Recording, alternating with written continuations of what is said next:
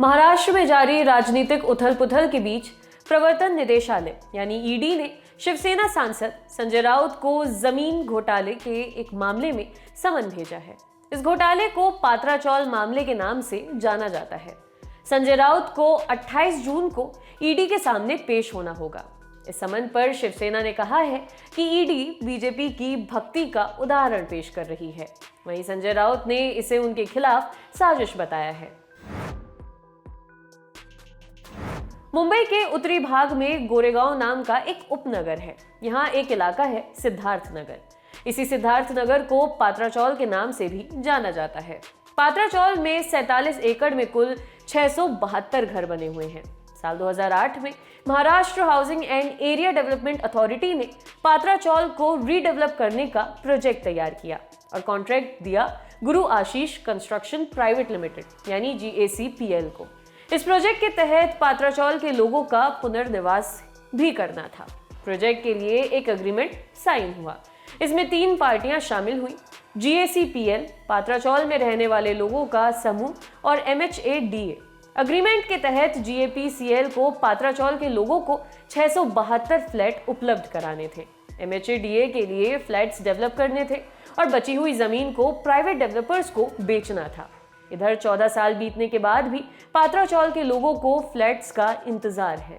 इस प्रोजेक्ट के तहत GACPL को पात्राचौल में रहने वाले लोगों को हर महीने किराया भी देना था, जब तक उनके पुनर्निवास के लिए दूसरे घर न बन जाएं। इंडियन एक्सप्रेस से जुड़े वल्लभ उजारकर की रिपोर्ट के मुताबिक पात्राचौल के लोगों को बस 2014 और 15 तक किराया दिया गया। उसके बाद किराया न मिलने पर लोगों ने शिकायत की। पुनर्वास के लिए घर बनने में देरी की भी शिकायत की गई। लोगों की शिकायत के बाद MHADA ने 12 जनवरी 2018 को GACPL का कॉन्ट्रैक्ट रद्द करने का नोटिस जारी किया। इसके बाद जिन 9 प्राइवेट डेवलपर्स ने GACPL से फ्लोर स्पेस इंडेक्स खरीदा था, वो इस नोटिस के खिलाफ बॉम्बे हाई कोर्ट चले गए। इसके बाद ये प्रोजेक्ट रुक गया।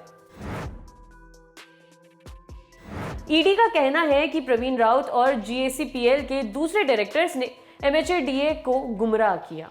उसके मुताबिक प्रवीण राउत संजय राउत के करीबी हैं। उनके ऊपर आरोप है कि उन्होंने फ्लोर स्पेस इंडेक्स को 9 प्राइवेट डेवलपर्स को बेचा और 901.79 करोड़ रुपए इकट्ठा किए। इस दौरान पात्राचौल के लोगों के पुनर्वास के लिए एक भी फ्लैट नहीं बनाया, न ही एग्रीमेंट के तहत MHADA के लिए कोई फ्लैट बनाया गया। ईडी का दावा है कि GACPL ने मेडोस नाम का एक प्रोजेक्ट लॉन्च किया और फ्लैट की बुकिंग करने वाले से 138 करोड़ रुपए लिए। ईडी का आरोप है कि गुरु आशीष कंस्ट्रक्शन प्राइवेट लिमिटेड ने अवैध गतिविधियों से 1039.37 करोड़ रुपए इकट्ठा किए। केंद्रीय एजेंसी ने आरोप लगाया कि प्रवीण राउत को रियल एस्टेट कंपनी HDIL से 100 करोड़ रुपए मिले और इन पैसों को उन्होंने अपने रिश्तेदारों, करीबियों और दूसरे बिजनेस में ट्रांसफर किया। ईडी का कहना है कि प्रवीण राउत ने कुछ हिस्सा संजय राउत के परिवार के लोगों को भी ट्रांसफर किया। केंद्रीय एजेंसी का आरोप है कि साल 2010 में प्रवीण राउत ने अवैध पैसों में से 83 लाख रुपए संजय राउत की पत्नी वर्षा राउत के खाते में ट्रांसफर किए। ईडी के मुताबिक वर्षा राउत ने इन पैसों का यूज दादर में एक फ्लैट खरीदने के लिए किया। ईडी ने यह भी आरोप लगाया कि महाराष्ट्र के अलीबाग के किहिम बीच पर वर्षा राउत और स्वप्ना पाटकर के नाम से 8 फ्लैट खरीदे गए। 2 साल पहले महाराष्ट्र सरकार ने राज्य के retired chief secretary Johnny Joseph की अगुवाई वाली एक सदस्यीय कमेटी का गठन किया। इस कमेटी को पात्राचौल के लोगों ने पुनर्वास और रेंट के लिए हल बताना था। इस कमेटी के प्रस्ताव और MHADA के फीडबैक के बाद जून 2021 को महाराष्ट्र कैबिनेट ने फिर से पात्राचौल रीडेवलपमेंट प्रोजेक्ट को फिर से मंजूरी दे दी।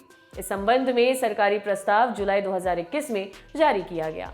इस साल फरवरी में राज्य के मुख्यमंत्री उद्धव ठाकरे के आदेश पर निर्माण कार्य फिर से शुरू हुआ।